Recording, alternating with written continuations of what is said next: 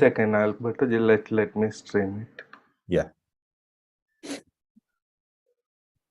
About our alumni members, such as Sachin, and also the female doctor from Uzbekistan, Mahira. Second, Alberto, let me. Okay, Alberto, we are ready. Okay. So welcome everyone to this new edition, the 2023 edition of our Fujita Alumni Webinars. So we start a new year with two great speakers today. But before introducing them, I want to say thank you to Professor Yoko Kato, who is also connected as usual, our great sponsor. And I want to thank, of course, Raja and Dr. Liu for their support, and my co-moderator, Professor Ishu Bishnoi. Hello, Ishu. So maybe before I introduce the speakers, at least the first speaker, I would like to ask Professor Yoko Kato to say a few words for the beginning of this new year of our webinars. Please, Professor. So everyone, Happy New Year. Maybe you had a good time with your family or your friends. And I think as the Alumni Association, of course, Dr. Albert is the committee chair, and he works so hard with Ishu and another alumni members. I think maybe we can have a more collaboration with others. Maybe we can invite, of course, not only the alumni member, also the YNS from every region. And also maybe I think the former speaker can be the advisor board. Maybe we can invite all the time. Of course, if they have a time to join, and also give us some advice or some comments for the lecture. So I think that this year maybe we'll have a more fruitful webinar, and we can learn the more to can be the clever. Okay. So thank you very much for everybody. Thank you, Professor. I think these are very good advices for remodeling our webinars. So we can start today's webinar. We have, as I said, two great speakers, Professor Sanford Su and Dr. Kapil Patil. We can start with our first speaker, Professor Sanford Su. He is a director of the divisions of neuro-oncology and cerebrovascular and skull base at the Neurological Institute of Taipei Veterans General Hospital. He's associate professor at the National Yang-Ming Chiao Tung University. He has been faculty and director of a number of courses, and he has a special interest in skull base and vascular microneurosurgery, epilepsy surgery, and brain tumor surgery. He is a member and has several positions in the boards of many societies, and he is author and co-author of more than 60 publications in peer-reviewed journals. Today, Professor Sanford Su will talk about surgeries in and around the cavernous sinus. So a very interesting topic and probably very difficult surgery. So we are all very eager to learn about what you are doing in these very difficult areas of the brain. Thank you, Professor Sanford, for joining us today. Thank you, Alberto, for a nice introduction. And it's very nice to meet my old friends, and Professor Kato invited me to this webinar. And today, I share my screen first. And could you see my screen now? Yes. Today, I would like to talk about the surgery in and around the cavernous sinus. And actually, as you see, the cavernous sinus was known as no man's area because the complex anatomy, including the vital neurovascular structures and complex skull base, the bony structures, and also the complex venous channel surrounding this paracellar region. And it's called a jewelry box because there's so many important anatomies within this small square region. But usually we describe the cavernous sinus as a box because there's several walls, including the superior wall, lateral wall, posterior wall, and medial wall. If you do the microsurgical approach to the cavernous sinus, you will encounter 3 walls, including the superior, lateral, and posterior. But if you do the endonasal endoscopic approach, and actually you are faced with the medial wall. So to deal with the pathology in and around the cavernous sinus, you have to do a lot of studies in the lab and apply your knowledge about the anatomy to the clinical routine. Actually, every steps that you have done in the lab actually is the same as you do the surgery in and around the cavernous sinus. So since the anatomy is complex, but sometimes you have to simplify the complex things into several important steps. For cavernous sinus, we simplify the anatomy into the dura, the bony, and venous channels, and the neurovascular structures. And you have to know several important landmarks within these anatomy categories. And we have several steps to the cavernous sinus. It's something like building blocks. And as you see in the black blocks, is the basic approach to the cavernous sinus as described by the pioneer Professor Delange. So you have to know how to peel the dura off the lateral wall of cavernous sinus because there are double layers of dura overlying the lateral wall of cavernous sinus. And you have to know how to do the anterior clinoidectomy and also remove the dura ring surrounding the carotid. And this is the basic techniques to the cavernous sinus. Based on these basics, you can add different building blocks, and you can do several modified approach to the cavernous sinus because there's different pathologies in and around the cavernous sinus. For example, if you do the transmucoscape approach, you can do trigeminal schwannoma, or you can do transmucoscape, transtensorium, to do the more complex trigeminal schwannoma. And the most difficult one is the petroclival meningioma. Then you have to totally unlock in the cavernous sinus. And later I will describe the important steps. Usually I do the pretemporal approach, which means that you have lowered the temporalis muscle down to the zygomatic notch, and which you can get more exposure than the traditional pterygium approach. And the pretemporal approach, that is the approach that I learned from my mentor, Dr. Christ. If you have to totally expose the cavernous sinus, sometimes you have to mobilize the zygoma so that you can lower the temporal muscle further down to the base. And the first steps to approach the cavernous sinus is you have to identify the dura fold, which there actually there's a meningoorbital artery within this fold, and you have to divide this artery to expose the superior orbital fissure. Then you can find the groove, the dura groove, because there are double layers of dura overlying the lateral wall of the cavernous sinus.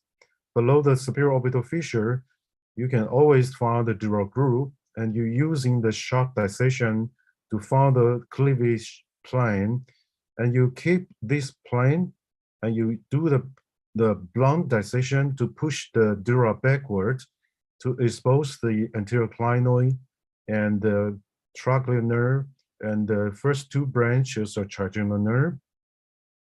If you want to totally expose the cavernous sinus, then you have to turn your microscope to find the middle meningeal artery is the second fold. If you divide the middle meningeal artery, you can push the dura backward to expose the foramen rotundum and as well as the foramen ovale. And when you push the dura, continuously peeling the dura, and you have to be careful to preserve the GSPN, then you can expose the so-called Kawase rhomboid or Kawase triangle, the anterior petrous region. In this way, you can totally expose the lateral wall of the cavernous sinus. And since you already do the intradural approach, you got a space outside the dura. So when you do the durotomy, it's not the traditional style that you turn the dura flat. You have to cut the dura along the Sylvian fissure down to the base and extend an incision bilaterally towards the optic nerve and toward the tentorial incisura. So you can totally expose the space in surrounding the cavernous sinus and exposing the so-called dura ring. So every important neurovascular structure, when they are penetrating the dura into the cavernous sinus, there's always the ring-like structure by the dura, which is anchoring this neurovascular structure to the dura. So for example, the optic nerve, there's the phospholigament surrounding the optic nerve. There's a outer dura ring surrounding the carotid, and also the dura ring surrounding the oculomotor nerve, forming the oculomotor triangle. So the most important concept for opening the cavernous sinus is to free all these important neurovascular structure by free them from these dura rings. If you free them, then you can widen the space between these important structures and minimize the traction on these nerves.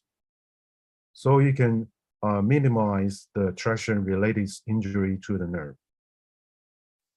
And for the cavernous sinus surgery, I classify the learning curve into four levels.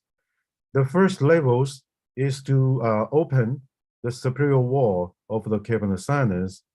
In this basic approach, you can deal with the ophthalmic artery aneurysm, the tuberculous cellular meningioma, or the intraorbital tumor.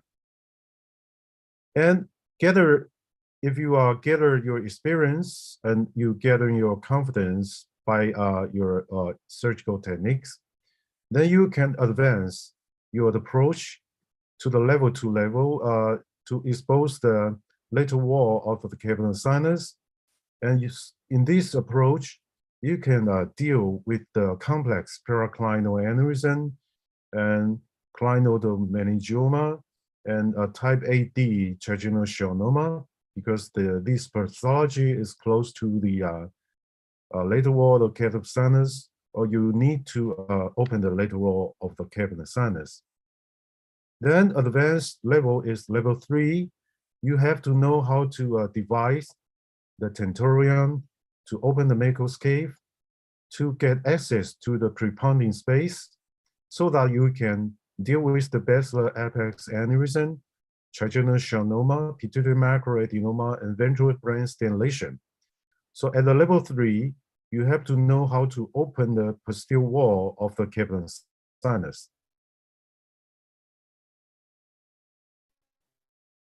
The wall, posterior wall, to complete the level 3 of learning curve of the cavernous sinus. But for the more complex approach to deal with the more difficult ones like a petroclival meningioma, chordoma, you have to get more wider exposure. So in this level 4 approach, you have to remove the anterior petrous and you cut all the tentorium to get access to the posterior fossa and preponding space and totally unlocking the cavernous sinus. So at the level 4, is the utmost level of the surgery in and around the cavern sinus. So this figure are showing the different levels that you need to be equipped with different techniques, and you have to deal with the different important structural landmarks and the corresponding pathologies. So I will show some cases in different levels to show how we step by step and to do the cavern sinus surgery. The first case is the simple ophthalmic aneurysm. The ophthalmic aneurysm is growing in the dorsal aspect of carotid. It's involving the outer dural ring, and also you have to remove the anterior clinoid to expose the clinal portion of carotid to get the proximal control. So this is the basic cavern sinus surgery. Is at the level 1. You just exposure the superior wall of the cavern sinus. So in this case, you remove the anterior clinoid to expose the clinal portion of carotid so that you can get the proximal control. But you have to remove the outer ring to free the carotid and to expose the neck, the proximal neck and distal neck. You have to free the aneurysm from the ring so you can mobilize the carotid to see the neck very well. Then you have the space for proximal control. Then you can put a permanent clip to totally catch the whole neck of the aneurysm. So this is the simple steps of the cavern sinus surgery in the level 1, just opening the superior wall of cavern sinus. Another case is the tuberculous cellular meningioma. It's the similar techniques. You remove the anterior clinoid and you expose the clinal carotid. You have to free the optic nerve and the carotid from the dural ring. And sometimes you need to open the sylvian to minimize the traction on the frontal lobe. In this way, you can expose the region in the clinal region. So as you can see, I remove the anterior clinoid, and this is the outer dural ring, and this is the carotid. And when you cut the phospholigament surrounding the optic nerve, you can see the indentation overlying the optic nerve. Because the tumor pushed the nerve against the phospholigament. So this is a very important steps. You have to free the optic nerve from the phospholigament so that when you manipulate the optic nerve to remove the tumor, and you can minimize the traction injury on the optic nerve. So this is a very important concept to deal with the tuberculous cellular meningioma. And it's the similar techniques as I described in the ophthalmic artery aneurysm. In this case, is trigeminal schwannoma. Is the type A, is the peripheral type, just within the macroscope. And in this approach, you need to more exposure, and you have to exposure the lateral wall of the cavern sinus. So this is level 2 surgery. You do more extended dural peeling, and because the tumor is within the macroscope, you have to open the macroscope. And sometimes you have to widen the space, so you have to cut in the tentorial base dura and dividing the tentorium. So in this case, you totally exposing the lateral wall of the cavern sinus, and this is the V1, V2, and this is macrocave bulging out by the tumor. So you open the macroscope and debulk the tumor, so you can follow the nerve fibers, the V1, V2, and down to the this is Gasserian ganglion, and down to the opening, the orifice of the macroscope. So as you can see, this is the macroscope, and this is the orifice of the trigeminal nerve going from the pericardial space. So in this simple exposure of lateral wall of the cavern sinus, it's very easy to deal with the type A or D trigeminal schwannoma. And the similar case is complex large or the paraclinal aneurysm or the complex large ICA aneurysm. Because in this case, you need proximal control, and by opening the lateral wall of the cavernous sinus, you open the Parkinson triangle to found the intracamerous carotid so that you can have the proximal control. And also you have to free the carotid from the ring. So it's different from the orthomial aneurysm. In this situation, you have to circumcise the ring surrounding the whole carotid so that you can free the carotid very well to see everything very well. So in this case, this is complex large aneurysm. So I totally exposed the lateral wall of the cavernous sinus. As you can see, this is the supraclinal carotid, and this is the large joint aneurysm here. This is oculomotor nerve, tracheal nerve. So I have to expose the lateral wall of the cavernous sinus. I open the Parkinson triangle, so I can get the proximal control in the intracamerous carotid. This is V1, this is tracheal. Since I have the proximal control, also I have the distal control. So I can temporarily trap the aneurysm, and I can, using the coagulation, to shrink the aneurysm to make it smaller to facilitate the clip of the aneurysm. So using the tendon clip, using the shaping of the clips to occlude the aneurysm, and you can see this is a pecan hit to the space to the preponding space. So in this approach, you have the adequate exposure, and you can safely occlude such a difficult aneurysm cases. And this case is different from the type AD trigeminal schwannoma. This is type BC trigeminal schwannoma. It means that the tumor is extended into the preponding space. So in this case, you need to be equipped with the techniques at the level 3 surgery.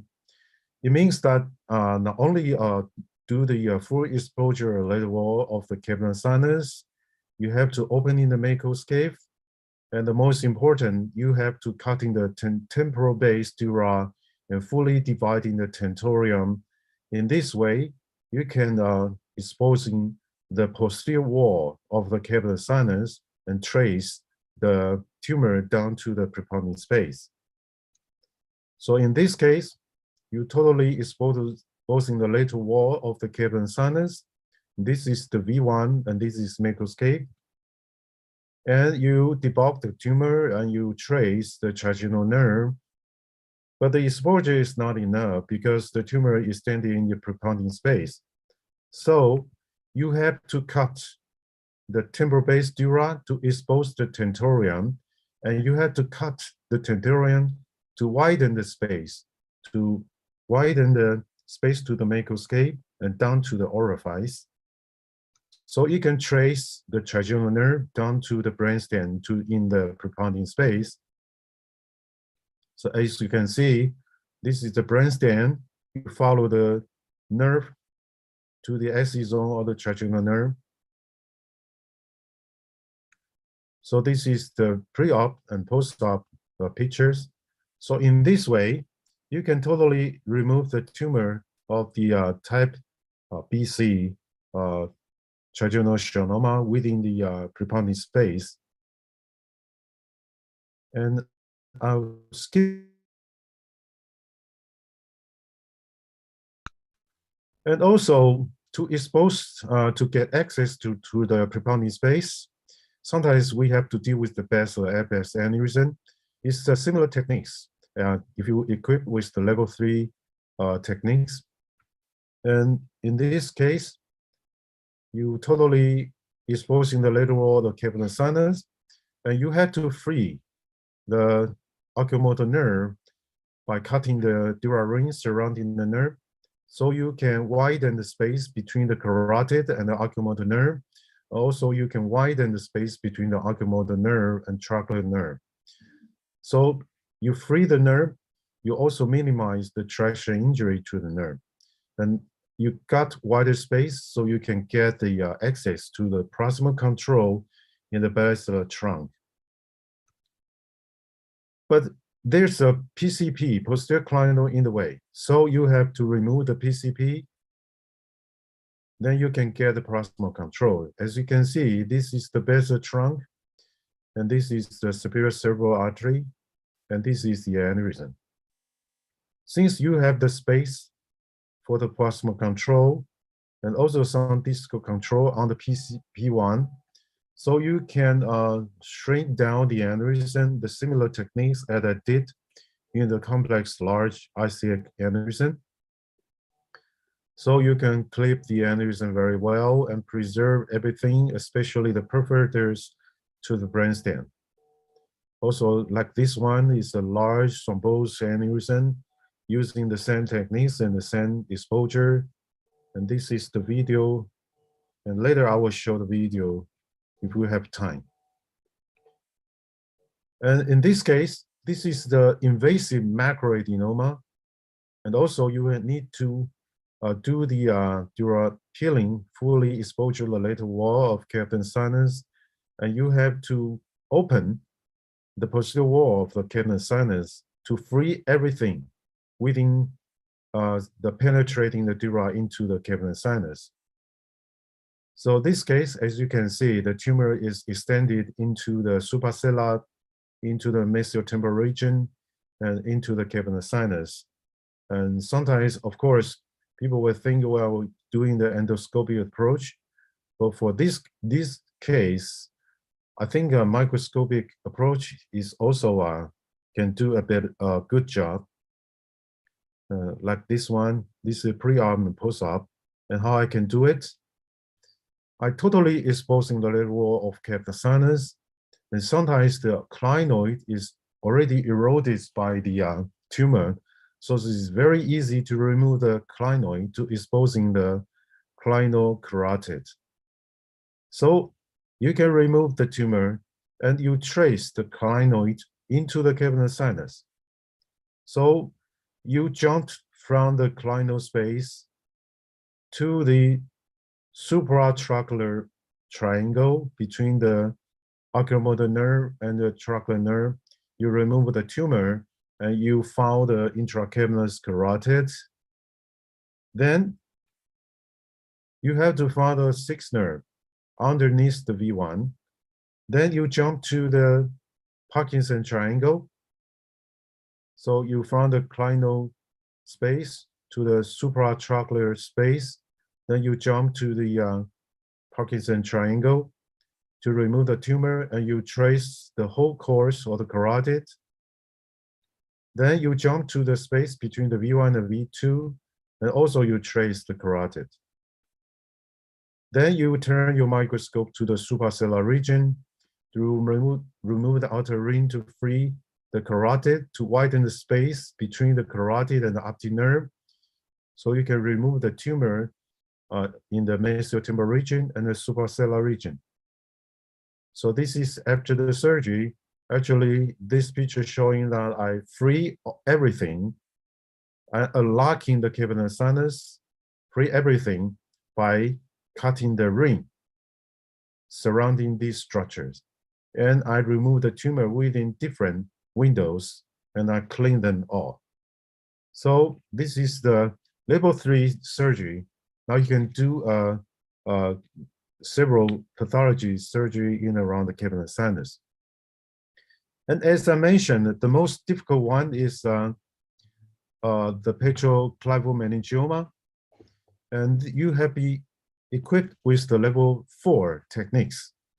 In addition to the techniques that you open the superior wall, lateral wall, posterior wall, and you have to remove the anterior purchase and you cut in the tentorium so you can totally expose the petroclival region and down to the posterior fossa. So in this case, I can totally remove the tumor of the petroclival region by this approach. Also, this case, very complex. The tumor involving the cavernous sinus, involving the petroclival region, and also the cellular supracellular region. So I'm using this approach, totally remove the tumor. How I do it is the similar techniques that you remove the macroadenoma, you totally exposing the lateral wall of the cavernous sinus, you remove the anterior clinoid to expose the clinal space, and you free the optic nerve, free the carotid by dividing the ring, the phospholigament surrounding these structures. And also you remove you do the Kawase, remove the Kawase triangle.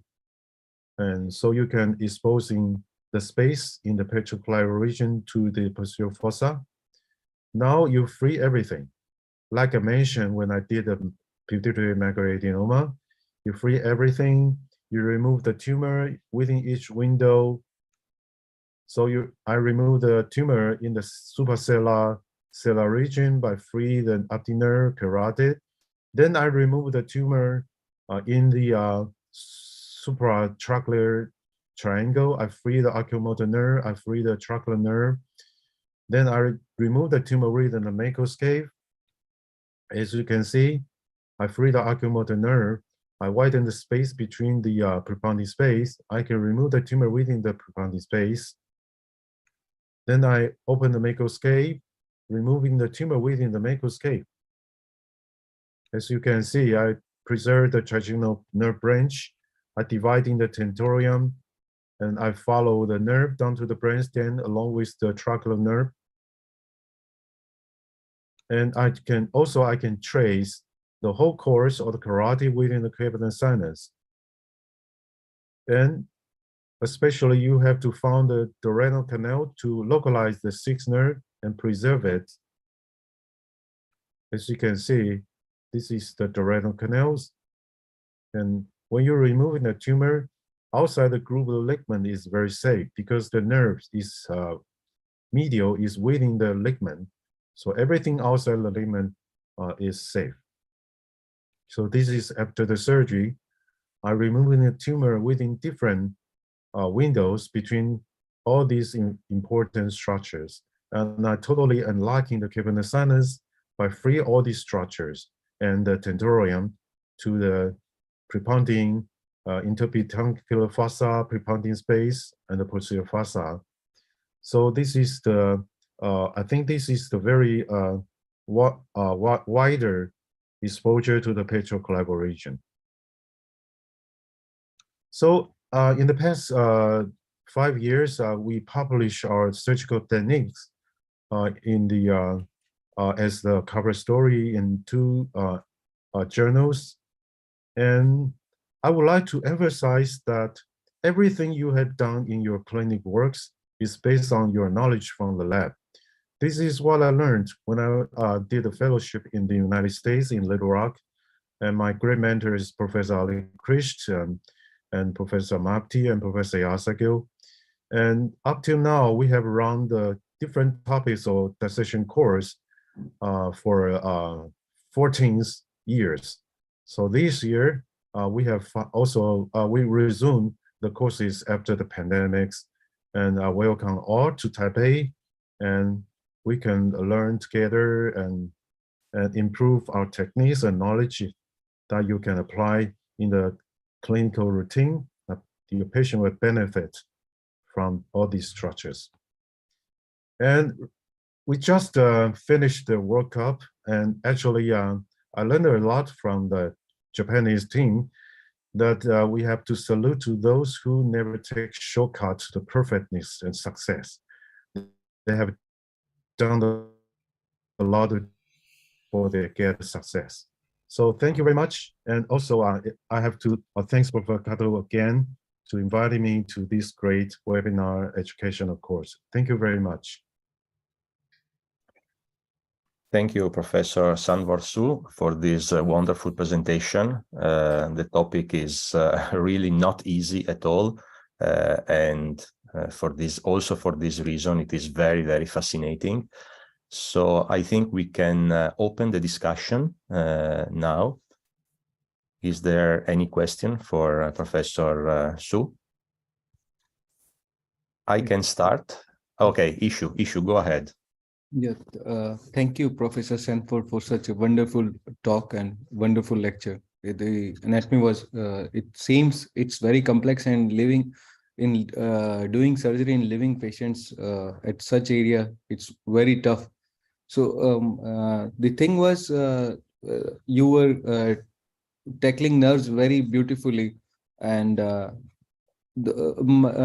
usually when you do surgery in such areas, there is always a problem with the bleeding, and this bleeding covers the nerves, and that's why you will not be able to identify nerves, and the nerves are very delicate and they are always stretched by the large tumors. So how do you save nerves, like because the anatomy is already distorted by the large tumor, and you are going in every triangle between third, fourth, fifth, V1, V2. So what was your technique when you just enter and you find that the tumor is large and all the nerves are stretched and they are not very clearly visible? So how do you proceed? Yeah, the first question is, a lot of people will ask how to do the hemostasis in the cavernous sinus. I learned the techniques by my mentor, Dr. Krish. We usually inject the TCO into the cavernous sinus. When you're peeling the dura off the lateral wall, you can inject the TCO between the V1 and V2. Okay. Or if you remove the clinoid, sometimes there was bleeding from the inner membrane or the cavernous sinus. Yeah. So always there's a thin membrane surrounding the carotid. So you can make a small cuts in the thin membrane, and you can see the blood coming from the cavernous sinus, the severe wall. And you can also inject the TCO within the severe wall of the cavernous sinus. So you can stop the bleeding or minimize a lot of the bleeding from the cavernous sinus. And for the second question is, if the pathology, if the tumor is large and everything is distorted, actually you have to find the normal segment of the structures. For example, if the trigeminal schwannoma is large, but the anatomy is always there is the foramen supraorbital fissure, foramen rotundum. So if you open the supraorbital fissure, you can always find the normal segment. Yeah. And you can trace the normal segment into the pathology. And this is very important. Yeah. So for the macroadenoma, it's the same. Sometimes the tumor is large and the oculomotor nerve is pushed against the ring in the oculomotor window. But if you remove the clinoid, the thin membrane is always overlying the oculomotor nerve, but you cannot see the normal segment of the nerve. So where you can find the normal segment of the nerve, you have to open the dura down to the interpectoral fossa. You can find the oculomotor nerve coming off from the P2 and SCA. So you trace the normal segment and you know, oh, this is the oculomotor triangle. So you can cut the ring. So you follow the nerve into the cavernous sinus. So just always try to find the normal segment and follow them into the pathology. I think this is the safe way to preserve all these structures. And as I mentioned, everything that you did in the cavernous sinus, the most important concept is to free all these nerves. So you have to cut all the dura rings surrounding these nerves. Yes. It can facilitate the widen the space, but the most important is to minimize the traction on these nerves. So almost up to 60–80% of the patient, when I did different kind of the cavernous sinus surgery, they will suffer transient ptosis or double vision. But I will refer the patient for acupuncture so they can recover soon, within 6 months or 3 to 6 months. For example, for the basal apex aneurysm, maybe around half the patient a different degree of the ptosis, but usually it takes 3 months and for fully recover. Yeah, because because you fully free all these nerves. This is very important. Thank you, so much, Professor. Professor. Is there any other question? I also have some questions, if I can, Professor. So I really appreciated the scheme you followed to teach us about this difficult surgery with different levels of difficulty. Yeah. My first question is about the very first level, anterior clinoidectomy. Yeah. We recently had a case of a ophthalmic aneurysm where we actually did anterior clinoidectomy using the bone scalpel, the method with based on ultrasounds, and everything went smoothly. But 2 days after surgery, the patient had amaurosis. So my first question is, have you ever had such a complication? And do you think, like I read in some papers, that this kind of complication might be related with the use of ultrasounds to remove anterior clinoid? My second question is about the training and complications. So in your hands, which are very much expert, you just said the complication rate, okay, it's not low, but you have transient cranial nerves deficits. My question is about young neurosurgeons who want to start this kind of surgery. I guess there is a learning curve, which must be quite steep. And so my question is, what kind of complications and which rate of complications do young neurosurgeons expect when starting their learning curve? And this question takes me to the last question. As you know, nowadays, there is a current of neurosurgeons saying that some kind of approaches maybe should not be performed. I'm talking about vascular neurosurgery with endovascular techniques, but I'm talking also about skull base. So some people say better to do something less invasive and then maybe deal with eventually remnants with other means by like stereotactic radiosurgery or whatever. So I would like to know your opinion about that, especially in correlation with the complication rates that young neurosurgeons might expect when starting this surgery. Thank you. Yeah, thank you.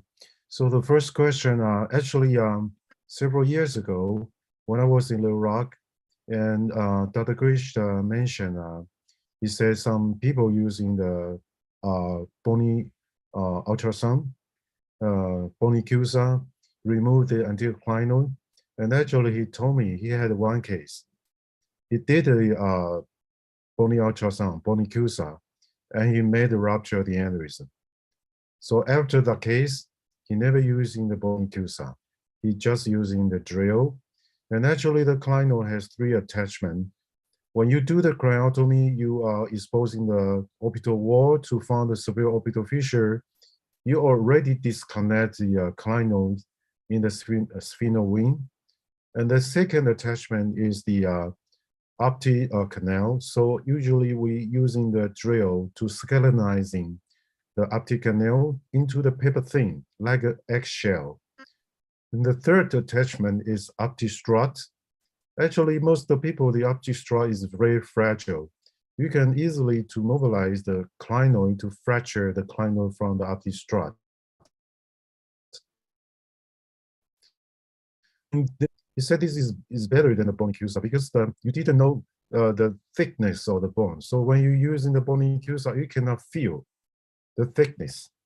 But if you're using the drill, you can using the drill bits to feel the hardness of the bone. So Actually, this is safer than the bone QSA. And for me, as a beginner, and actually every level, every steps, you have the different complications. For me, I never forget that when I do the first cases, maybe within the 20 cases anterior clinoidectomy, and when I drill the clinoid and I made a catastrophe, I made a laceration of carotid, and in that case, I didn't notice this is bleeding from the carotid. I think this is maybe the bleeding from the cavernous sinus. So I inject the tissue. So causing a catastrophe, patients suffer from the massive infarction, the hemispheric infarction, and finally patient died. So then I realized, oh, it's very dangerous. When I saw every case done by my teacher, I think it looks like easy, but you just skip the steps that you have done in the lab. You think it's easy, but you didn't realize how many cases you have practiced in the lab. So I have this case of very frustrated. So every case I meticulously drill the ACP. Up till now, I have more than 2,000 cases of anterior clinoidectomy in different kinds of the pathologies. Even now, I still meticulously have a very stress when I drill the clinoid. So when I do the more advanced case, for example, when nowadays I can clip the symptomatic large intracavernous aneurysm, but before the first case of this aneurysm, I already done close to 1,000 cases of clinoid. So for the beginners, the most important is this is what I mentioned. I classify the learning curve into 4 levels. Don't jump to the level 3 or level 4 levels of surgery that you are not familiar with the level 1 or level 2 anatomy.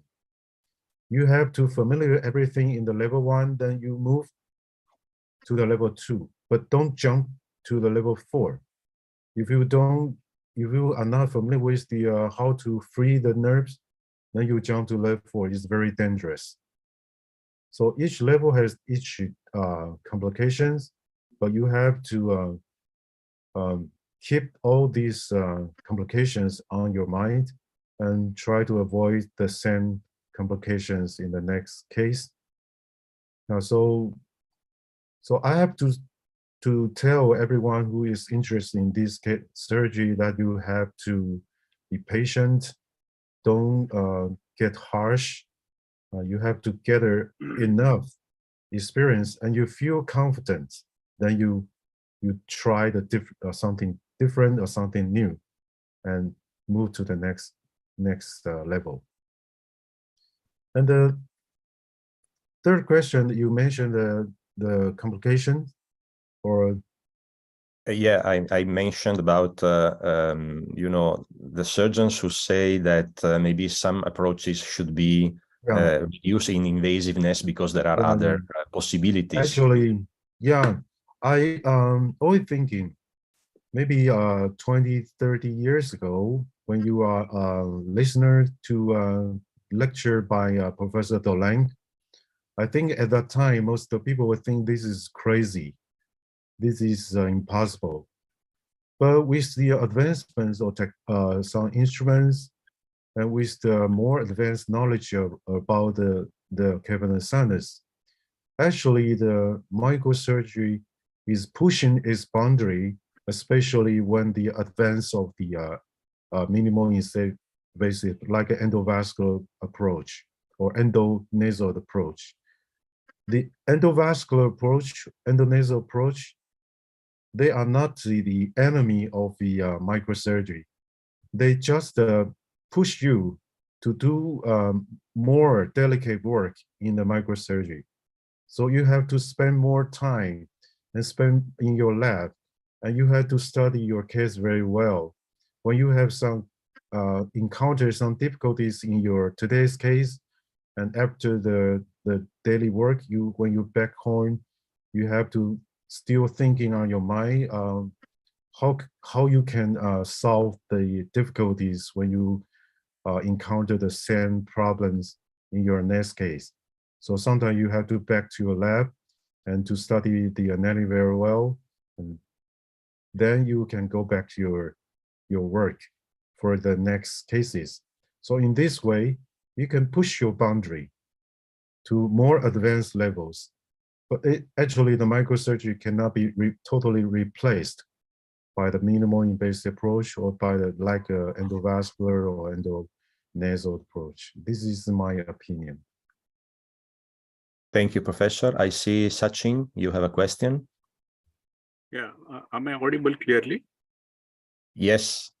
Yes. Okay, so first of all, I'm glad to participate in this webinar because currently at the moment I'm a fellow at the Fujita Bantane Hospital in Japan. And Professor Sanford, thank you very much. That was wonderful, and some of the very difficult cases you showed. My question is particularly in relation to the tumors, especially the meningiomas, which you showed at the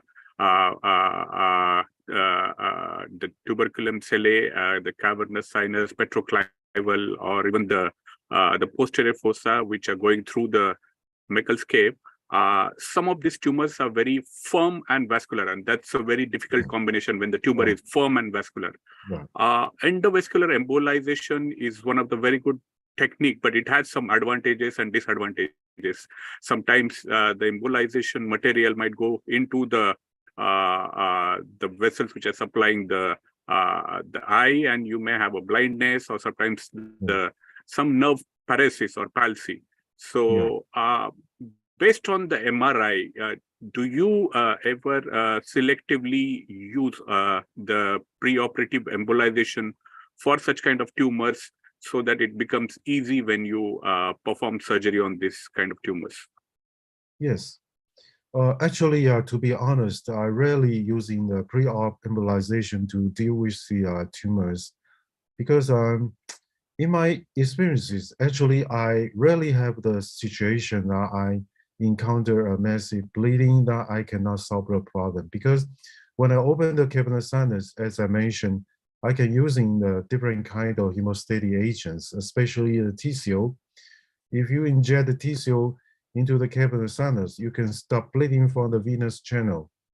But for the bleeders to the tumors, actually, if you do the extradural peeling, you already devascularize the blood supply to the pathology from the maybe from the middle meningeal artery or from the dural branch of the ECA.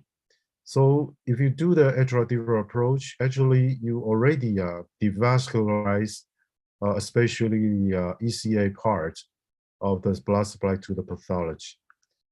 But in the cavernous sinus, there's also the blood supply from especially from the meningeal hypophyseal trunk. This is from the posterior band of the carotid. Also, there's from the lateral trunk of the carotid. So in this case, I will open the Parkinson and I localize the carotid. I can see the branch, the arterial branch from the posterior band of the carotid. I can coagulate this branch first. So actually, I rarely have the situation that I cannot deal with the bleeding from the cavernous sinus. Yeah. Thank you. Thank you very much. Thank you. Is there any other question? Oh, just one question. Yes, one please, question Professor. Thank you very much for a wonderful talk. So I visited the veteran hospital once when I visited Taiwan. You succeeded. Every historical, very good point of the veteran hospital. Thank you very much. So just I want to ask, because already Albert asked about the radio surgery, because Professor, your teacher, I forgot his name. So, but he hates. Ali Krish? Yeah, not Ali Krish. Ali Krish teacher. Al-Mafti. Yeah, Al-Mafti. Yes, Al-Mafti hates to give the radio surgery. So how do you think about, because what is because sometimes maybe you should remain some part of the tumor which is very attached to the cranial nerves or some important the organ. So Yeah. what is the opinion? What is the suggestion for the YNS? Yeah, actually, Professor Mahdi, actually he didn't hate radiosurgery. He did radiosurgery himself. Oh. He did the surgery. If the tumor need further treatment, he will did the gamma knife himself. He didn't refer patient for radiosurgery because he don't like the for some reason. The first reason is if the tumor got radiated, and if it did a second surgery, and it become more difficult because there's some inflammation process and make the nerve more adhesive to the surrounding structures. So if we think that the patient maybe need a second surgery, he is reluctant to do the gamma knife before the surgery. And the second reason is he always tried to make the surgery more perfect. So if it easily to refer the patient, if it before the surgery, if you think, oh, I will refer the patient for gamma knife, then during the surgery, he will take more conservative attitudes. So he will leak more of the tumor. So at the beginning, he cannot think that he will refer the patient for gamma knife.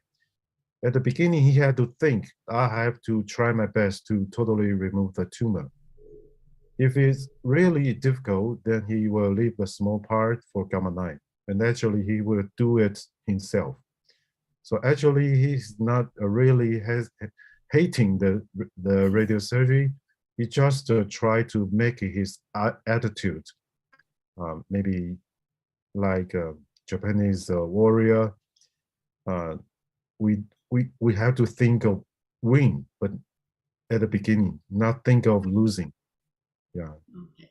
Thank you very much. Wonderful. Congratulations. You had a great talk. Thanks so much. Yeah. Thank you, Professor. Thank you, Professor Sanford Su, for the wonderful presentation and really informative discussion. Maybe Issue, we can go ahead with the next speaker. I give you the floor for the introduction. Thank you, dear Alberto. So now I would like to invite our second speaker, Dr. Kapil Patil. He is doing fellowship from Bantane Hospital under Professor Yoko Kato, and he has been consultant at Shri Vigan Hartha Hospital, Dhule, Maharashtra. He did his neurosurgery from JIPMER, renowned neurosurgical institute in India, and he has special interest in neuro-oncology, vascular neurosurgery, endoscopy, and today he will be speaking on computational fluid dynamic study in microvascular decompression. So I would like to invite Dr. Kapil Patil to present his presentation. Hello. Please. Yeah. Very good afternoon and good evening to all of you. Here during my stay in Bantane Hospital, I have worked on computational fluid dynamics, and we come up with some, and this is small presentation about the new results and about this study. So my screen is, oh,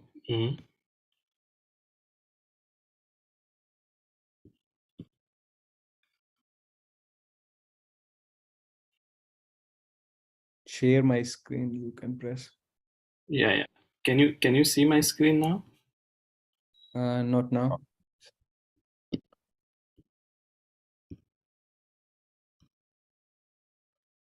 Okay.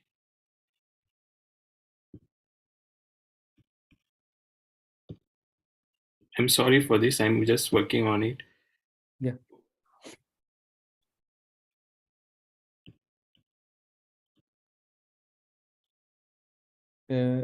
This option is given below.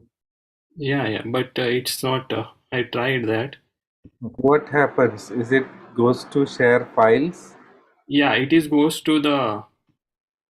Are there many windows you see?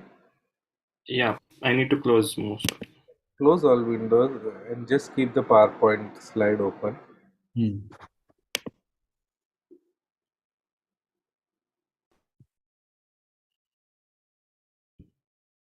Security, privacy, and access. I think that he's using Apple and the Zoom must be old, so he's not updated it. Kapil, if you're not able to send it, you can send your presentation to me. I can share it and you can present. Okay, I'm sending it to you, Sachin. And Yeah. No, just try once more, Kapil. Open your PowerPoint, make it full screen, yes, then sir. minimize the window and then you share screen. Then you will see in one of the windows your PowerPoint will be there.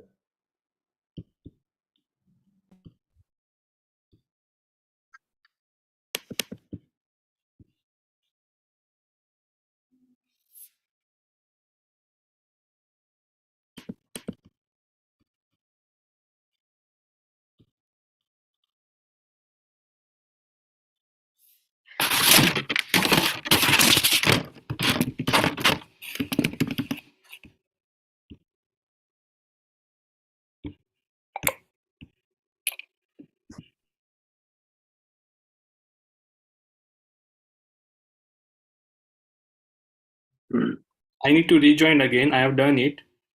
I'm just coming.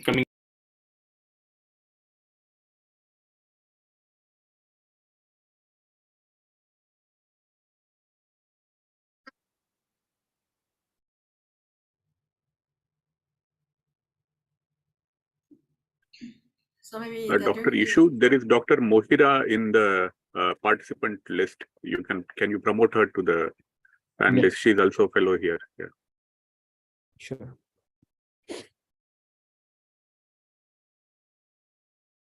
Mokhira decline. Okay. No problem. So Sachin, maybe you can during this time. So maybe you can talk about Central Asia project, please. Okay. Perfect. A good thing.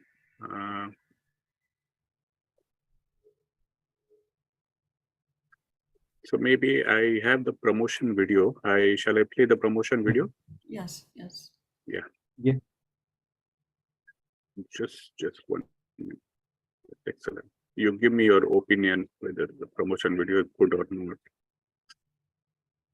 I just also, made it. Yeah, we can invite all the alumni members. Yes.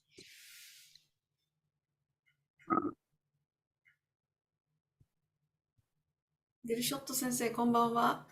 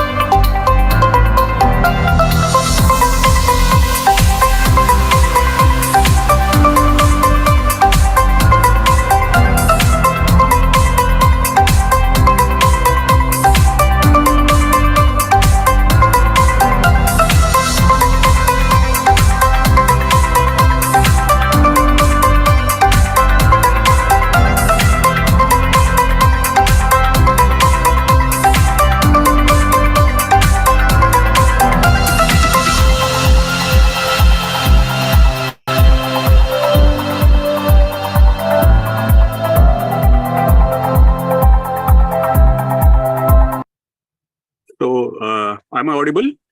Yeah. Yes. Yeah. So recently, with the help of some senior neurosurgeons from Central Asia, especially Dr. Dilshad, Dr. Serik, Dr. Chingiz, I was able to connect with almost 110 young neurosurgeons from Central Asia on the WhatsApp group. Almost 50 to 60 of them, the photos which I showed you, they've sent me their CV and they've showed interest to participate and get associated with us for different educational activities. So at the moment, this is what is our plan as long as the Central Asia young neurosurgeon Asian education is concerned.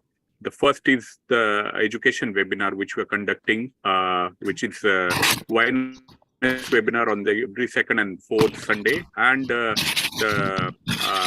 this Fujita Alumni Webinar and the education webinar which Dr. Raja is conducting. Then hands-on workshop. At the moment, this year we've got 2 hands-on workshop. One will be in Bangladesh in March. So it will be conducted by the President and Secretary of the Bangladesh Neurosurgical Society, Dr. Mohammad Hussain and Dr. Shakil.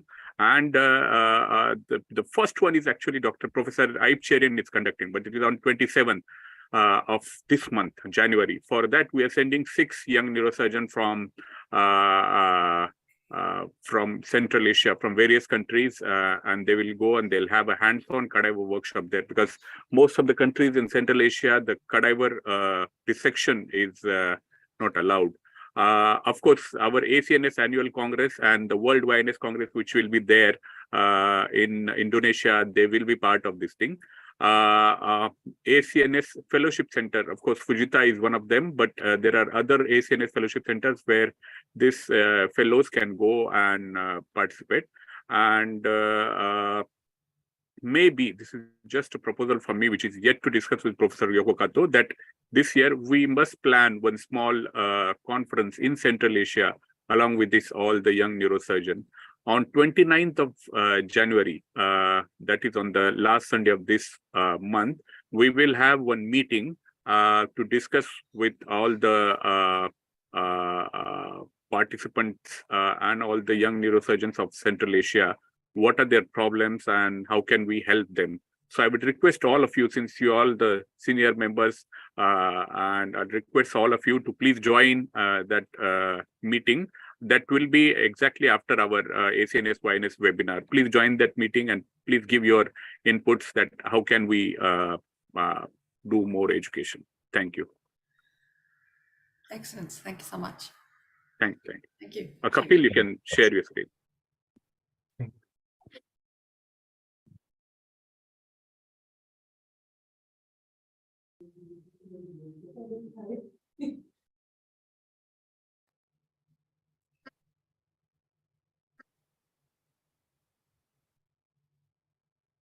Hi, this is shot.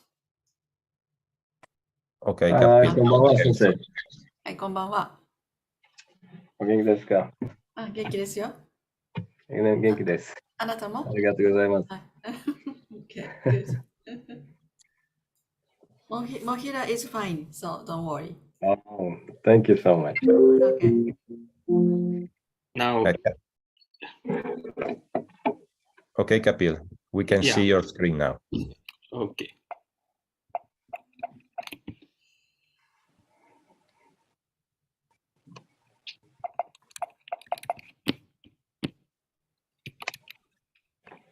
Okay, so sorry for all these disturbances, technical difficulties. Now I'm starting my presentation, and this is computational fluid dynamic analysis in vertebral artery with the patients of trigeminal neuralgia and hemifacial spasm. This is my introduction. Currently, I am at the I'm as a fellow at Fujita Health University, Bantane Hospital, under the Professor Keto, learning a lot. It's basically a different point of view. What is I'm developing now. And this is a short study, retrospective analysis of symptomatic cases of nerve vessel contact associated with vertebral artery. We have analyzed 3 cases of trigeminal neuralgia, 2 cases of hemifacial spasm due to vertebral artery compression at root exit zone. Analysis was done in preoperative and postoperative CT angiograms. This is case 1. In this 51-year male came with there is a pain in the right lower lip and along the V3 distribution. He was the pain was having for last 6 years. He took medicines but no relief. We did a CT angiogram was done, and MR cystonogram fusion image was created, which shows there is a vertebral artery. There is a contact of the trigeminal nerve with the vertebral artery, indirect contact and direct contact by the pica vessel here, posterior inferior cerebral artery. There is also a superior cerebral artery might looks like involved in the conflict, and ICA is also involved in the conflict.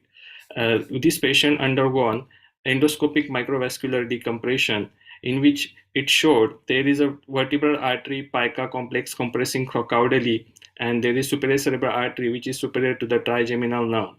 And during surgery, the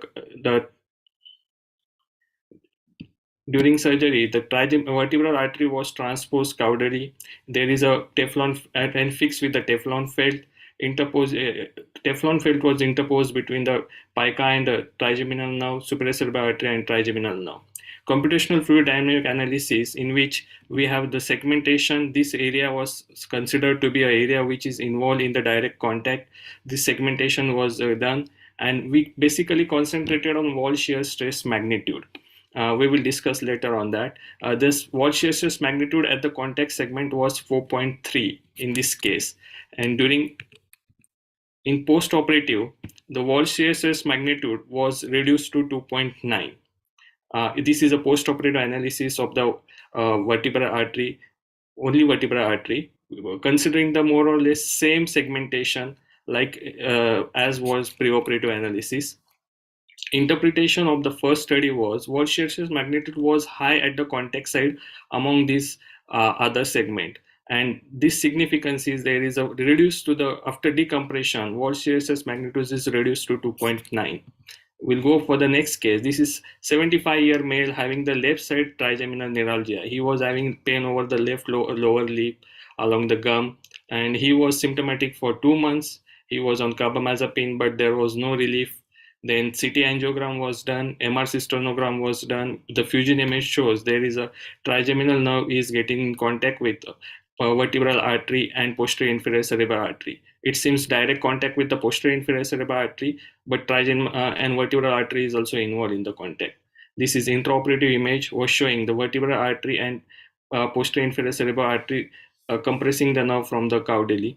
The segmentation was done accordingly, in which the wall shear stress magnitude was 7.8 at the contact site, but if you consider other segments, it is not the highest one. Post-operative analysis was showing the wall shear stress magnitude was highest after the contact site, and it is reduced post decompression. It is reduced significantly.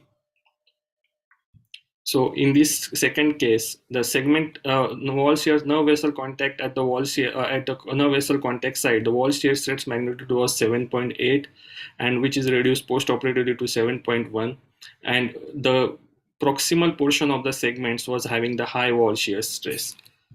So these are the characteristics of the nerve vessel contacts in all the 5 cases in which we studied.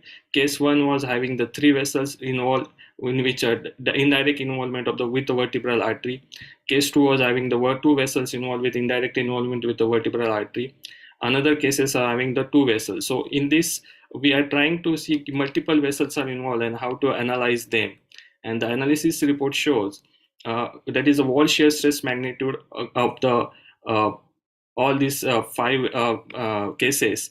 The wall shear stress magnitude was high at the contact site only in 1 case, but in a post-operative reduction was seen in 2 cases.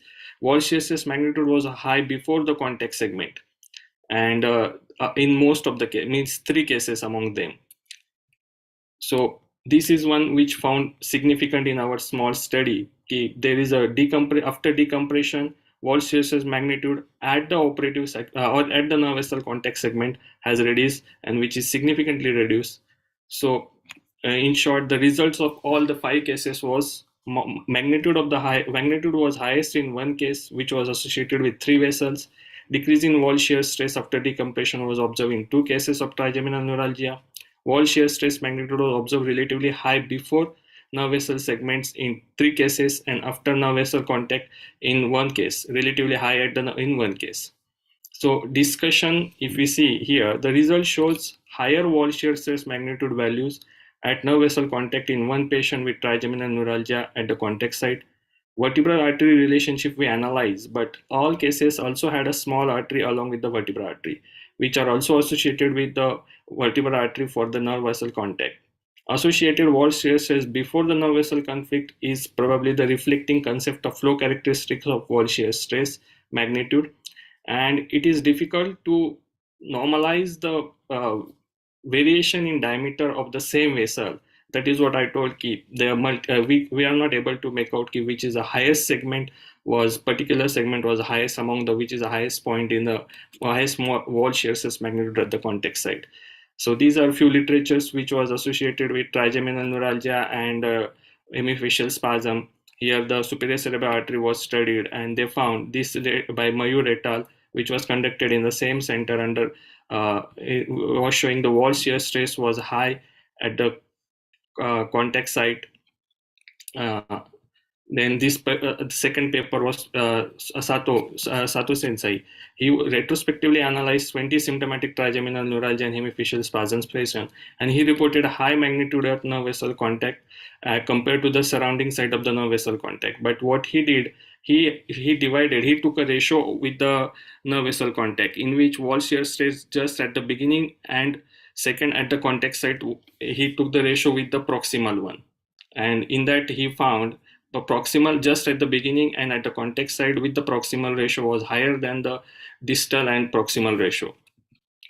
And this one, which is done on MRI, this study by Professor Kenji Yamada, it shows there is a high wall shear stress ratio. This high wall shear stress ratio means what he did is the wall shear stress at the NVC with the means of the wall shear stress at the target. And he shows that there is a high at the contact site.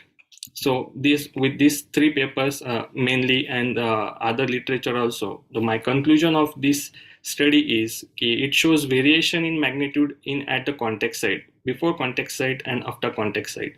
There are more cases having wall shear magnitude high before the point of contact.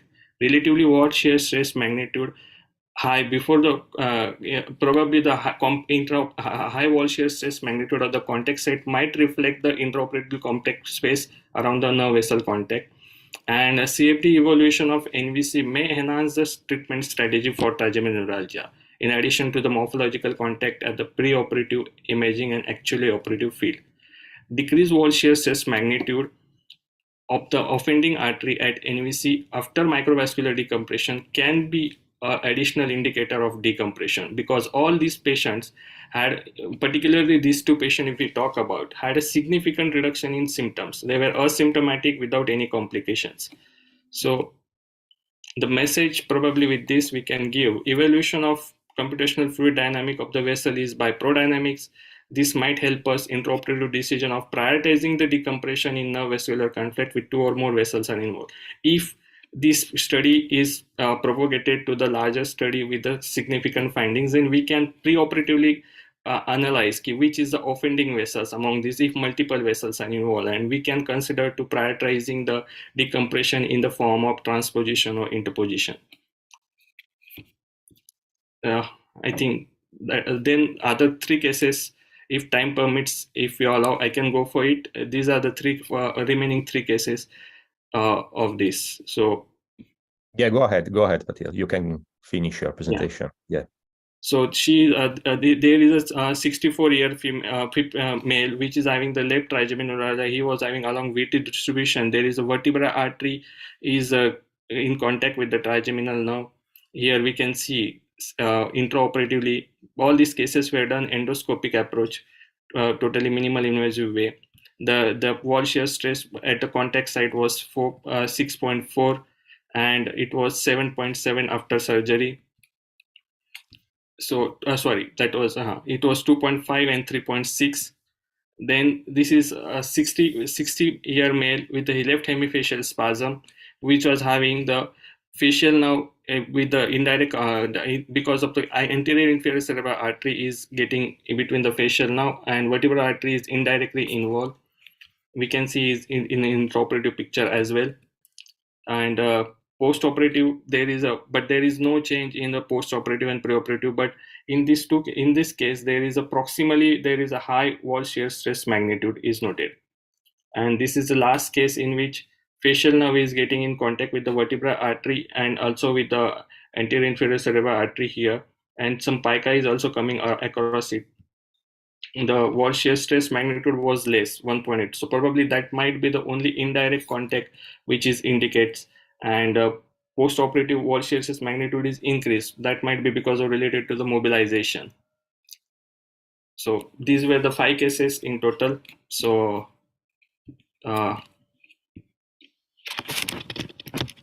it's open for discussion, and my concluding message was this: if multiple vessels are involved, we can consider taking analysis and which vessel is having the with segmentation, and in a large scale, if we can produce it as a significant, then we can prioritize it on the basis of decompression. Which can be decompressed first or which cannot be decompressed, like that, because that space is very compact, where to mobilize or interpose is, we need to take a lot of efforts in that. So thank you. Thank you, Dr. Kapil. So the platform is open for the questions. Yes, thank you, Kapil, for this interesting presentation about CFD, which is controversial, but very promising, not only for neurovascular conflicts, but also for neurovascular surgery. Actually, my question is, how do you think this CFD method can be useful in the preoperative strategy? Because once you open and you explore the anatomy, you always are able to detect which vessels are in conflict with the nerve. So how do you think in the future this CFD might change your strategy? And I also have a comment about this. I was thinking maybe it would be interesting to apply this CFD analysis, especially in those cases where you have a relapse of trigeminal pain. I would be very curious to know if you will find currents also of wall shear stress magnitude in those cases that have a recurrence of pain after surgery. That would be, I think, very, very interesting to study. Yeah. So when we started to do this study, our point was we had initially assumed that previous studies have reflected that there is a wall shear stress magnitude is high at the nerve vessel contact site. And the message was, we want to add how it is going to be beneficial for the patient and indirectly to the surgeon as well. So for patient, if we can say this was a high wall shear stress magnitude before the surgery and it is reduced down, because if there are multiple vessels are involved, neither CT angiogram, only MR angiogram, MR cystonogram can tell us the exact contact point, but we are not very sure with it. So in that context, I'm telling yes, this might help us. And regarding prioritization of the vessel, these cases was done with the endoscopy. We have panoramic view, and Professor Komatsu is very expert in all these. So it was very easy to make out there is a vertebral artery, ICA, facial nerve, trigeminal nerve around. But I'm sure with the microvascular decompression, with the limited spaces, it is not very easy to anatomically mobilize all these vessels. So we are ending up mostly with the interposition, or we can interpose a Teflon fail, but transposition may not be possible. In that context, we can consider yes, vertebral artery is being a major artery. It is involved, it might be involved or not involved, then we can interpose it or not. And this is related the same thing. As these patients, all patients were having significant symptomatic relief after surgery. But for those patients who might have a relapse after immediate relapse, that time it will be easy for us to retrospect our decision intraoperatively. Does these vessels were involved or not? Does our transposition, and sometimes we can't transposition all the vessels. We need to do interposition also, and on the above that, we need to consider neurolysis also. So these three might be do sometimes as a blanket treatment to relieve the pain, but neurolysis itself has some complication, some sort of side effect like numbness patient develops. So I'm looking forward to that context. Can we precisely do one or two things? Can we come up with either we can interpose with only these segments or not, these vessels need to be transposed or not, and neurolysis is really to be done or not? In that context, this is a small study, involves only 5 cases.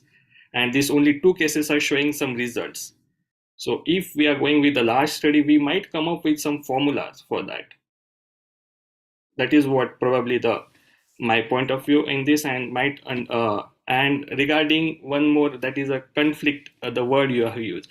The thing is that why we are not able to precisely come up with the idea that this is a point of contact on the wall shear stress magnitude or pressure, because if we consider all these CSA flow dynamics, in that specifically wall shear stress, the formula which has been used in implementing this computation is it is directly related to the blood flow and viscosity, but it is inversely related to the radius.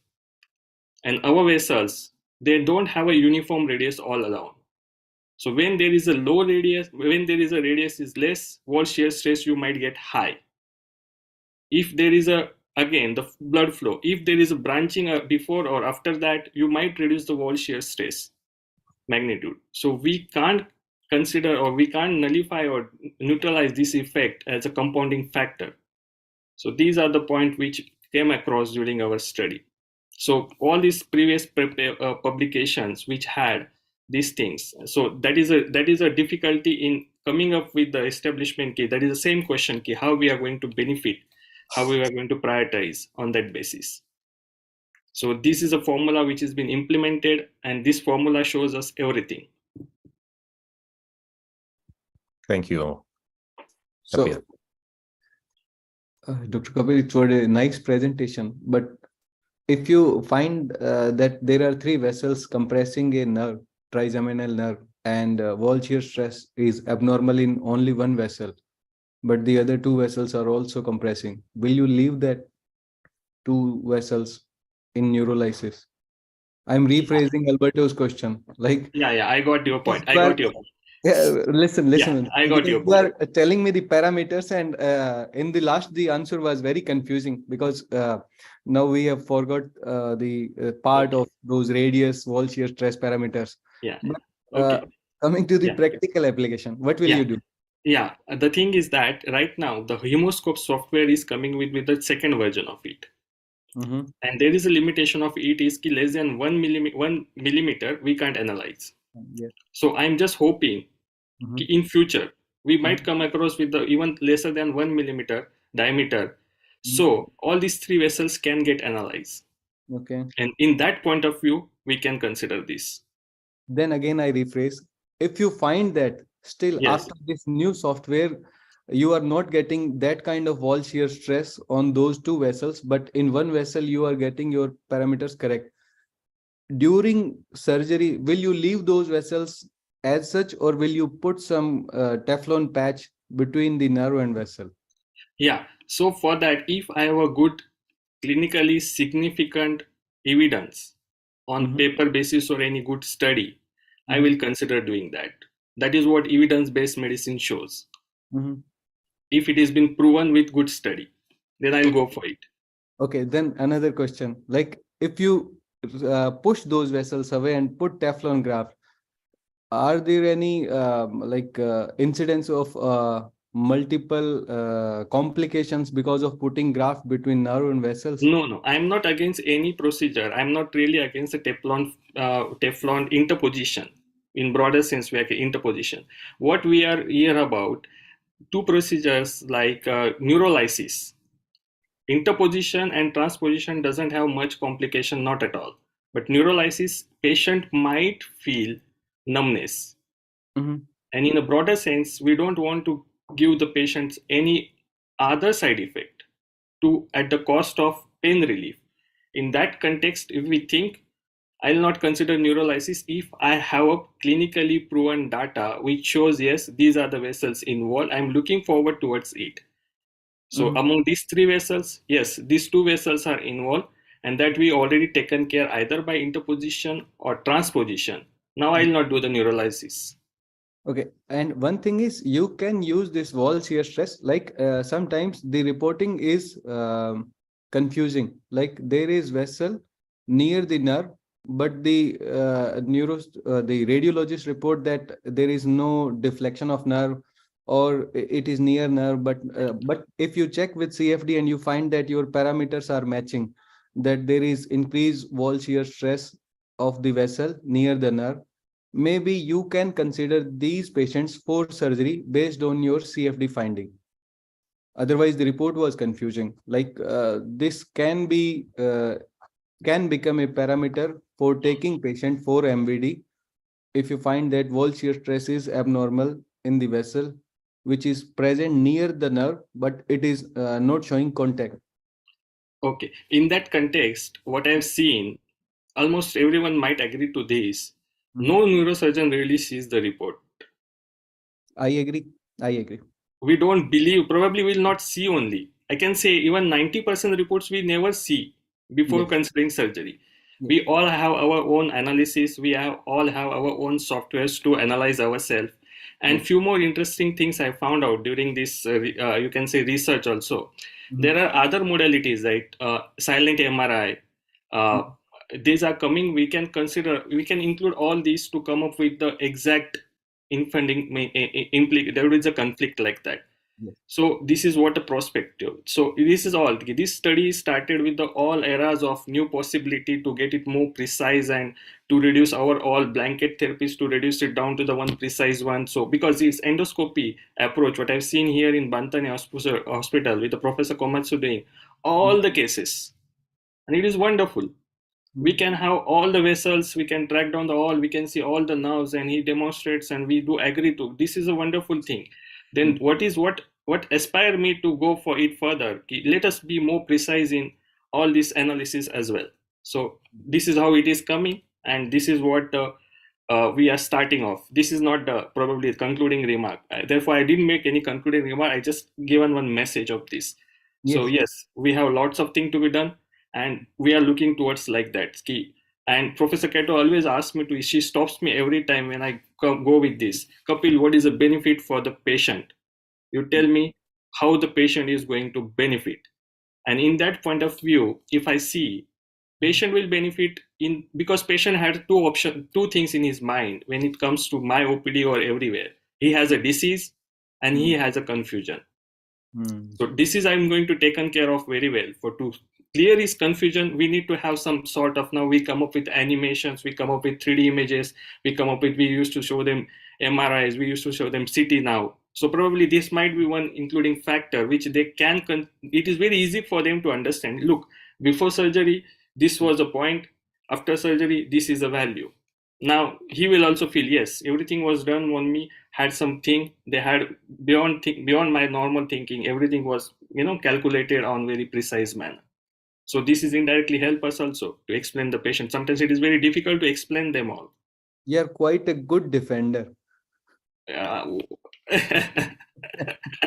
take it as a compliment. Yes, you are quite good defender. That's good, very good. And keep this idea. And it's still a baby. And yeah, very small thing it is. Yes, with later on the development in software that might help in answering many questions which are still unanswered, and it will help us in understanding the pathophysiology better, in a better way. Yeah. Yes. So any more questions? Any other remarks? I see Sachin raised his hand. Sachin can directly ask. So I don't know whether to tell or not, but I have a different idea of the pathophysiology of trigeminal neuralgia, and I can't resist myself. I will tell you my idea. You please give your opinion about it, because since this is a forum of Association of Fujita Alumni, I think we must discuss about our hypothesis, and if it is correct, you can support me. So I believe the total disease of trigeminal neuralgia is less understood. Okay, I believe that person is born with the neurovascular conflict. Okay, it does not happen someday that the vessel is moved on the nerve. He's born with the neurovascular conflict. He lives his life. Okay. Now you must have seen all these patients of trigeminal neuralgia who has pain. They are all adult patients. They're not children's. You never see a children coming with a trigeminal neuralgia. So my hypothesis is that there is a nerve and there is a vessel. Now this vessel has got a blood flow. And because of the blood flow, there is a constant pulsation on the nerve. Bam, bam, bang, bang. But as long as this vessel is soft, there is no problem, because any soft thing making a pulsation won't cause any pain. And that is the principle we are using in the Teflon patch, because Teflon is soft. So that sort of, decreases the pulsation. But my hypothesis is, over the period of time, when there are two structures together and there is a blood flow, this vessel is going to develop some sort of a scarring or some sort of fibrosis. And when the fibrosis good enough that the vessel is become hard, and now this hard vessel is giving compression or pulsation on the nerve, that is the point the pain start. And the principle behind that like the textbook says, that there is a change of or there is a demyelination that causes the change of A delta fiber to change into A gamma and I think C fibers, which are more pain sensitive. So basically, there is a demyelination because of the persistent transmission of the pulsation over the nerve. That is whole thing is the pathophysiology. Now, this is my hypothesis. You tell me whether you agree with me or not. And somewhere, instead of searching for wall shear stress or the flow coefficients, if in this computational fluid dynamics, if I am able to see the fibrosis of the vessel, then I think that will solve the problem which Dr. Ishu was asking, that there is a nerve with the neurovascular conflict with the three vessel. And if one vessel shows the fibrosis, then probably I can say, now this is the cause or the etiology of trigeminal neuralgia, because the fibrosis causes more pain. So these are two hypotheses. What do you think? I really want to listen. Dr. Alberto is always very good to listen your points. So what is your opinion on this? You got a very interesting hypothesis, and I agree with your hypothesis, actually, because it's not possible to think the cause is just the contact between a vessel and a nerve. As you said, that contact is there still since the patient was born, probably. So something might go on in the life course of the patient, and fibrosis or maybe some kind of atherosclerosis of the vessel goes on and causes this inflammation and the pain. So I agree with you about this. I'm not sure CFD will be able to assess the fibrosis because a CFD is a measure of flow and indirectly a measure of the stress on the wall based on the flow which is inside the vessel. So, but on the other hand, wall shear stress might be an indicator of the rigidity of the wall of the vessel, right? So probably in the future we will be pushed in finding a correlation between the wall shear stress and the rigidity of the vessel. So in this sense, we might get some data about your hypothesis.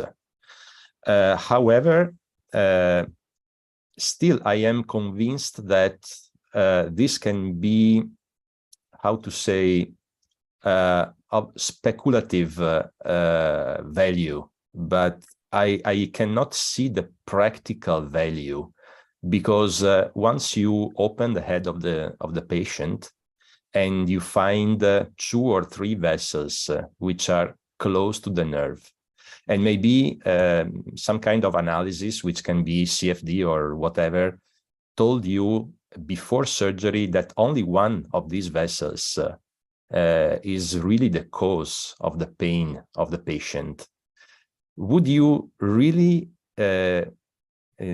solve the conflict of just that vessel? You are there, and you how much would you increase the complication of your surgery if you detach also the other vessel or the other two vessels from the nerve. Who can predict that if you solve the conflict only of one vessel, in the future, you will not have the same problem with the two vessels, I agree. right? So if you are there, I probably would detach all the three vessels just to be sure that I will not have, any possible relapse, or I will decrease the rate of relapse in that patient. So I'm not sure that this kind of analysis, although it's from a speculative point of view, very, very interesting, I'm not sure it will have a practical fallout, let's say.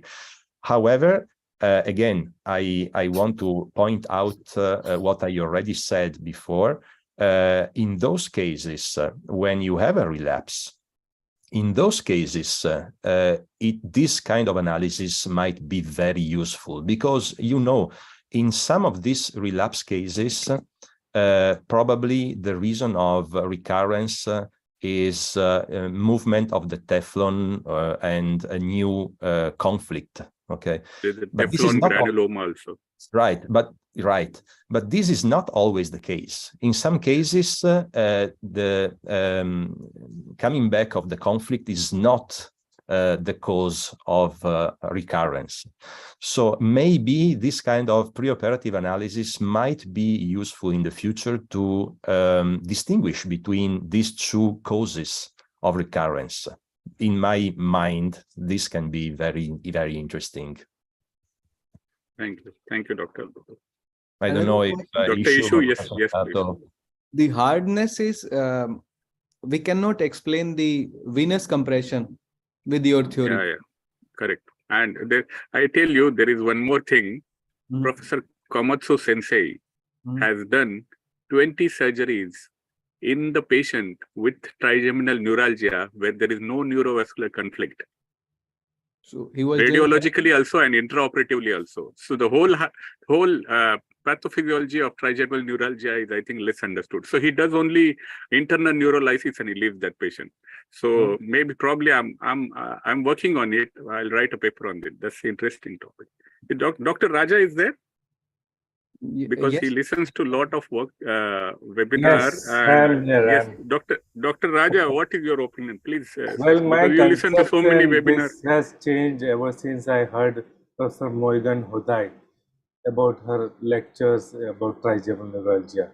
That the whole thing is never about conflicts. It is more intricately related to the arrangement of fibers within the brainstem and not actually outside. So there are few papers that came up with this. Her lab has done many research on this, and maybe it will give you very good insight into this aspect of trigeminal neuralgia. And about the thing that you said about no neurovascular conflict, that is very common. Sometimes when there are conflicts also intraoperatively, we may not find a direct conflict zone because, as I said, it all depends on the length of the Augustin-Redlich zone. See, this zone is different in different. That is why this zone is highest in trigeminal. The length of this zone is highest in trigeminal nerve, followed by the other nerves. That is why this trigeminal neuralgia is more common than other neuralgias like glossopharyngeal neuralgia and hypoglossal neuralgia, because the length of the OR zone is very less in these nerves when you compare with the trigeminal nerve. And so this conflicts, when you do not find a conflict, as you rightly said, the internal rhizolysis is the procedure of choice, but others people may opt for radiosurgery also. So if radiosurgery treats very effectively, it may not be may not be able to explain your theory of hardness to the nerves or to the vessels also. So it's a multifactorial. Well, it is a multi-etiologic pathology. But you Yeah. must read Professor Moigan Hodai's paper. It is very good. Even lot of patient of multiple sclerosis, they have these plaques, and because of the plaques, they have pain. So it is really a multiple pathophysiologies for that thing. Yes. Anybody wants to make any comment? Professor, Me? you want? Yeah, please. Okay. Thank you very much. Kapil did a very great talk, I think. Thank you very much. Thank you, ma'am. Yeah. So I think already Sachin says, because the shape of the vessel is not so much changed during the last 10, 20 years, I think. Once they started to have a pain or hemifacial spasm, so I think maybe some relation with scotic change or rigidity of the vessels, I think, but we cannot, how we can prove. But through the surgery, I don't see such a yellow the wall. So I think maybe that is another the future the research of the trigeminal neuralgia or hemifacial spasm.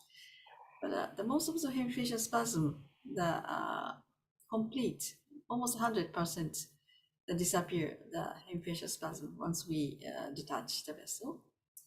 And also, of course, we detach the vein sometimes, but most of the vein is no relation with the pain, I think. So maybe you can forget about the vein compression. And also, I think already the Kapil said, but he talked so fast, so it's quite difficult to understand. Maybe no one can understand what he wanted to say. I think that is one of the preoperative examination of the CFD, and we can tell that we can explain to the patient. So the before and after, how much change his result is very important for our study, I think. So maybe the Kapil will contact with Moji Hodai at Toronto. Maybe Yes. you can discuss with her, please. Sure, ma'am. Okay, congratulations. Thank you very much. Thank you, ma'am. Thank you very much, Kapil, and thank you, Professor Yoko Kato, for these final comments. I think today we had the pleasure to listen to very, very interesting topics and presentations. We learned a lot, at least I learned a lot from both.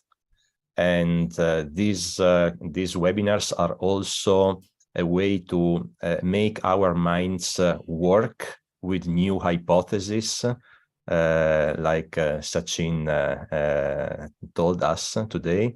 So thank you very much to all of you. Of course, thank you to our speakers today. And thank you, Professor Yoko Kato. Thank you to my co-moderator, Ishu Bishnoi. And so Albert, maybe that we can ask Dilshot say something. Dilshot. Yes, So New Year watch, and also the Dr. Liu, as always. Thank you so much for everybody for very interesting discussion, especially trigeminal neuralgia, and this coming a new method of research is very interesting. I found it very interesting. Yes, it is quite promising for the most of the recurrent neuralgia cases, because we also operate many cases, but at least 3 to 4% of cases they recur in our institution also, and we don't know the real cause of these recurrence. Maybe these kind of studies may clarify the reason of the recurrence, the site of exact compression. Maybe there is a role of wall shear stress, there is a role of flow dynamics, and probably it really deserves to learn. These studies really has to be deeply researched. Yes, I agree with the study. And good luck, Dr. Kapil. Yeah, thank you. Thank you. So Albert and all member, just I want to make information about now we have a 4 university, the hospital, Fujita, but the 5th one will be the Haneda airport in next year. So we can accept the international, the patient, so who has trigeminal neuralgia, maybe. So I think we can give some information in the near future. Thank you very much. Thank you. Thank you, Professor. Dr. Yu, do you want to say something? Are you online? Yes, nothing. Thank you. Yeah, okay. Thank you. Dr. Alberto, can you again try promoting Mokhira to the panelists?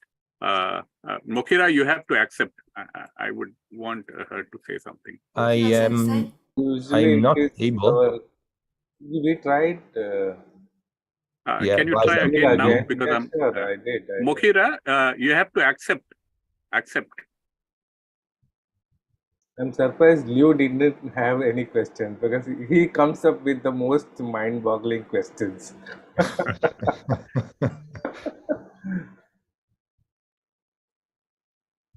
Okay, I think she doesn't accept. Okay. Not accept. Fine, maybe something else. Okay. Thank you. Okay, Wind up? so maybe we can end this this webinar. So again, thank you all of you for participating, and please remember our next webinar next month, as usually on the first Sunday of the month. So it will be February 5th. So save the date for this next webinar of Fujita Alumni Association. Thank you very much. And Thanks so